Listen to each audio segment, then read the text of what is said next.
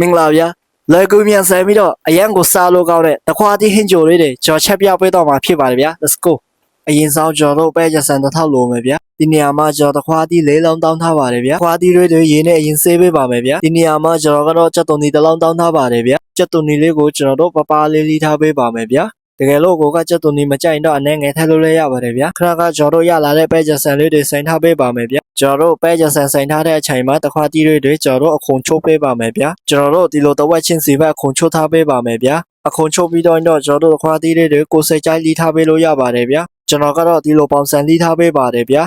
ဒါကဆိုင်ထားတဲ့ပဲကြဆန်ပါဗျာအိုးလေးတဲပြီးတော့ကဲလေးဖွေးပေးပါမယ်ဗျာအိုးထဲမှာကျွန်တော်တို့စီနဲ့ငယ်ထည့်ပေးပါမယ်ဗျာခဏကကြက်သွန်တွေထည့်ပေးပါမယ်ဗျာဇုံးလေးနဲ့မွေပေးပါမယ်ဗျာလီထားတဲ့တခွားသီးကိုထည့်ပေးပါမယ်ဗျာဇုံးလေးနဲ့ကျွန်တော်တို့မွေထားပေးပါမယ်ဗျာပြီးတော့ကျွန်တော်တို့ရေနဲ့ငယ်ထည့်ပေးပါမယ်ဗျာစနွေးမောက်နဲ့ငယ်ထည့်ပေးပါမယ်ဗျာစားနဲ့ငယ်ထည့်မယ်ဗျာချိုးမောက်နဲ့ငယ်ထည့်မယ်ဗျာပစုံငပိနဲ့ထည့်မယ်ဗျာပြီးတော့ရင်စုံနဲ့မွေထားပေးပါမယ်ဗျာအဖောင်းလေးအောက်ထားပေးပါမယ်ဗျာရေစူလာပြီးဆိုရင်တော့အဖောင်းလေးဖွေးပြီးတော့ပဲချက်ဆန်လေးထည့်ပေးပါမယ်ဗျာဇုံးလေးနဲ့မွေထားပေးပါမယ်ဗျာအဖောင်းလေးအောက်မယ်ဗျာအဖောင်းလေးဖွေးပြီးတော့ဒီလိုအနေထားလေးရလာပါပြီဗျာကဲပကံလေးမှာထည့်ပြီးတော့အရန်ကိုစားလို့ကောင်းတဲ့တခွားတီးဟင်းကြိုလေးရလာပါပြီဗျာဆောင်းတီးကြည့်ပြီးတော့ကျေးဇူးအများကြီးတင်ပါတယ်ဗျာ